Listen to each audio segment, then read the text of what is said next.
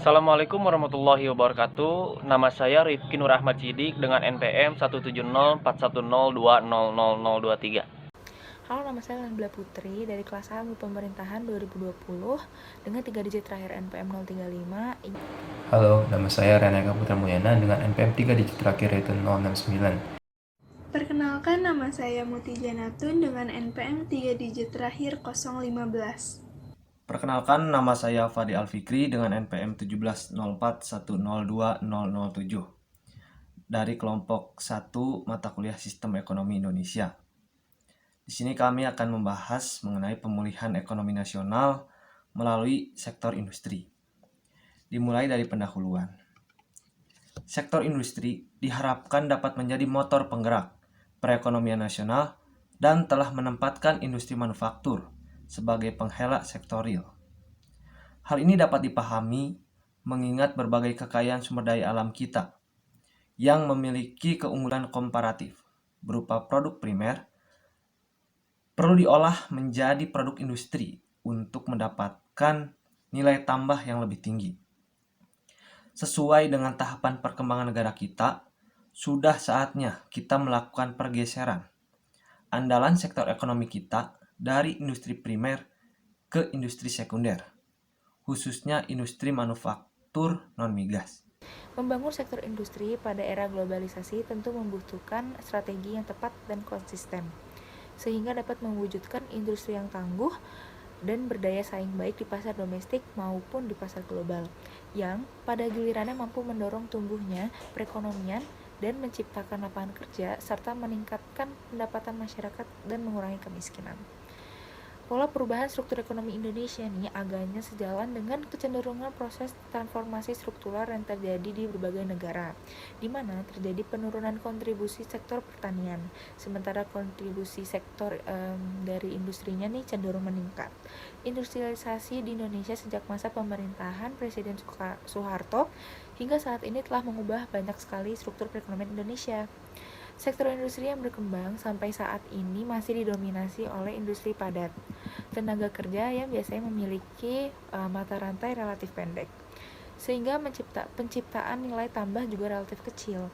Akan tetapi, karena besarnya populasi unit usaha, maka kontribusi terhadap perekonomian tetap besar. Terdapat 3 unsur pelaku ekonomi yang mendukung perkembangan sektor industri, yaitu badan usaha milik swasta (BUMS), badan usaha milik negara (BUMN), dan pengusaha kecil atau menengah serta koperasi (PKMK). Adapun nih sasaran pembangunan industri pada masa 2005 sampai dengan 2009 ditetapkan sebagai berikut. Yang pertama, ada sektor industri manufaktur atau non-migas ditargetkan tumbuh dengan laju rata-rata 8,56% per tahun. Target peningkatan kapasitas utilasi ini khususnya subsektor yang masih berdaya asing sekitar 80%. Yang kedua, ada target penyerapan tenaga kerja dalam 5 tahun mendatang, yaitu sekitar 500.000 per tahun termasuk industri pengolahan migas. Yang ketiga, terciptanya iklim usaha yang lebih kondusif baik bagi industri yang sudah ada maupun investasi baru dalam bentuk tersedianya layanan umum yang baik dan bersih dari KKN, sumber-sumber pendanaan yang terjangkau, dan kebijakan fiskal yang menunjang. Keempat, ada peningkatan pasar sektor industri manufaktur di pasar domestik baik untuk bahan baku maupun produk akhir. Yang kelima, ada yang meningkatkan volume ekspor produk manufaktur dalam total ekspor nasional. Yang keenam, meningkatnya proses ahli teknologi dari Foreign Direct Investment atau FDI. Yang ketujuh, ada meningkatnya penerapan standarisasi produk industri manufaktur sebagai faktor penguat daya produk nasional. Dan yang terakhir, yang kedelapan, ada meningkatnya penyebaran sektor industri manufaktur keluar Pulau Jawa, terutama industri pengolahan hasil sumber daya alam. Penetapan kebijakan bagi penciptaan iklim investasi yang sehat dan peningkatan daya saing ekspor nasional. Yang pertama, pada tingkat makro, menjaga stabilitas ekonomi makro, mewujudkan iklim usaha dan investasi yang sehat dan berdaya saing, serta pengelolaan persaingan usaha secara sehat. Yang kedua, mencapai pertumbuhan 8,56% per tahun. Maka dalam 5 tahun mendatang, difokuskan pada pengembangan sejumlah subsektor industri yang memiliki keunggulan komparatif dan kompetitif. Yang ketiga, fokus utama ditetapkan pada beberapa subsektor industri yang memenuhi satu atau lebih kriteria. Yang pertama, menyerap banyak tenaga kerja. lalu memenuhi kebutuhan dasar dalam negeri seperti makanan, minuman, dan obat-obatan. Yang ketiga, mengolah hasil pertanian dalam arti luas termasuk perikanan dan sumber-sumber daya alam lain dalam negeri. Dan yang keempat, memiliki potensi pengembangan ekspor. Yang keempat, dirumuskan strategi dan langkah-langkah untuk masing-masing klaster yang dituangkan dalam strategi nasional pengembangan industri yang secara komprehensif. Memuat pula strategi pengembangan subsektor industri yang terkait dan subsektor industri penunjang. Yang kelima, intervensi langsung pemerintah secara fungsional dalam bentuk intervensi dan layanan publik yang diarahkan pada hal-hal di mana mekanisme pasar tidak dapat berlangsung. Program pokok pengembangan industri manufaktur.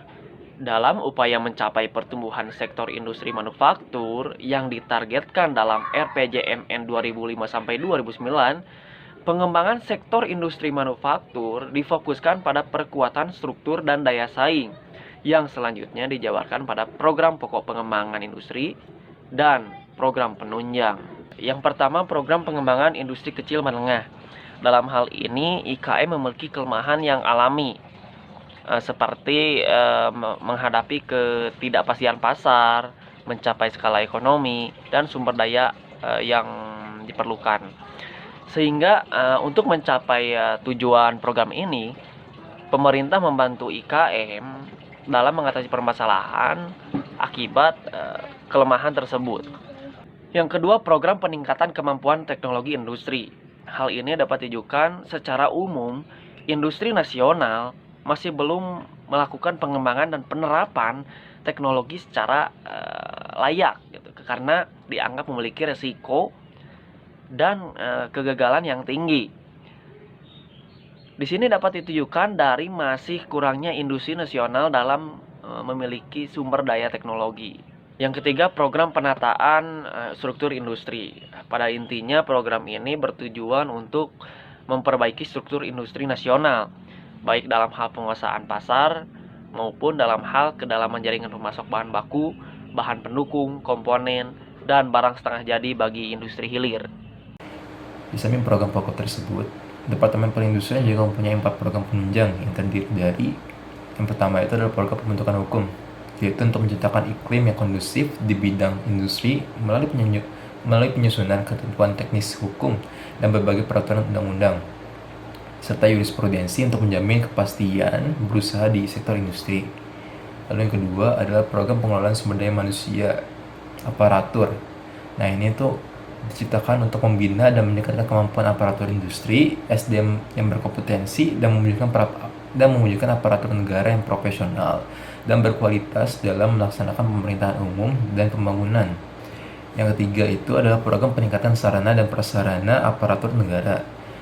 Nah, tujuan dari program ini tuh adalah untuk menunjang pembangunan guna meningkatkan keamanan, kenyamanan, ketertiban, dan kelancaran kerja serta pelayanan umum yang baik dengan menyediakan sarana dan prasarana yang lengkap. Yang keempat adalah program peningkatan pengawasan dan akuntabilitas aparatur negara. Nah, program pengawasan ini tuh berguna untuk meningkatkan sistem pengawasan aparatur pemerintah, lalu juga untuk meningkatkan profesionalisme antara aparatur. Nah, sehingga bisa terwujud sistem pengawasan dan audit yang akuntabel. Dalam pengembangan sektor industri, pasti akan terdapat beberapa hambatan yang hadir dari eksternal maupun internalnya. Nah, di sini saya akan menjelaskan bagaimana caranya untuk menangani hambatan yang datang dari faktor eksternal tersebut. Ada beberapa hal di sini bisa menjadikan opsi, tapi yang pertama adalah menghilangkan kemacetan dari dan ke pelayanan pelabuhan serta sentra-sentra produksi. Lalu yang kedua adalah meningkatkan kapasitas dan pelayanan pelabuhan serta kereta api. Yang ketiga adalah mencukupi kebutuhan gas. Yang keempat, menyediakan pasokan listrik dengan harga yang bersaing. Yang kelima adalah menghilangkan berbagai hambatan birokrasi. Yang keenam, menghilangkan penyeludupan, terutama produk TPT, elektronika, LHE, baja, kayu, dan rotan. Yang ketujuh adalah menyelesaikan revisi UU Ketenagakerjaan. Yang kedelapan adalah memberikan intensif yang kompetitif dibandingkan negara-negara pesaing yang ada di sekitar kawasan ASEAN. Dan yang terakhir adalah menyediakan akses dan suku bunga terjangkau khususnya untuk IKM. Di sini saya akan menjelaskan faktor internal pemulihan ekonomi nasional dalam pengelolaan sektor industri. Adapun faktor internal yang bersifat umum. Yang pertama, memperkuat struktur industri. Yang kedua, menumbuhkan industri dasar yang menjadi pemasok bahan baku dan bahan penolong industri, sehingga mengurangi ketergantungan impor. Yang ketiga, meningkatkan populasi industri berteknologi tinggi. Yang keempat, mengoptimalkan kapasitas produksi. Yang kelima, memperluas penguasaan pasar domestik dan mendorong ekspor ke negara-negara tujuan ekspor non-tradisional. Yang keenam, meningkatkan peranan industri kecil dan menengah. Dan yang terakhir, promosi bersama dalam menuju Indonesia Incorporate. Adapun yang bersifat spesifik, yang pertama mendorong investasi industri yang menambah kapasitas terpasang dan terutama yang memperkokoh struktur industri adalah adanya beberapa jenis industri kimia hulu, industri komponen tertentu seperti otomotif dan permesinan, industri baja khusus, logam non-fero. Yang kedua, ada meningkatkan penggunaan produksi dalam negeri, adalah pengadaan barang pemerintah termasuk KKKS atau kontraktor kontrak kerjasama. Ada pengadaan CAPEX BUMN atau BUMD, pengadaan CAPEX industri telekomunikasi, edukasi masyarakat. Dengan berbagai langkah tersebut, diharapkan sumbangan sektor industri terhadap pemulihan ekonomi nasional semakin meningkat. Di sini juga saya akan menjelaskan hasil dari presentasi yang sudah kami paparkan sebelumnya. Jadi, kesimpulannya adalah sektor industri dapat menjadi sektor motor penggerak dalam hal perekonomian negara, karena sumber daya alam kita yang memiliki keunggulan komparatif seperti produk primer. Sudah saatnya pula negara kita menggeser andalan sektor ekonomi dari industri primer ke sekunder, khususnya manufaktur non-migas. Dengan mewujudkan industri yang tangguh, maka kita dapat mendorong pertumbuhan ekonomi dan mengurangi angka kemiskinan. Adapun usaha yang dilakukan, yaitu pembangunan industri, kebijakan bagi pencipta iklim investasi yang sehat, dan peningkatan daya saing ekspor nasional. Program pokok, pengembangan industri manufaktur, dan juga berbagai program yang mendukung tentang perindustrian. Terdapat juga faktor-faktor internal maupun eksternal dalam memulihkan ekonomi nasional.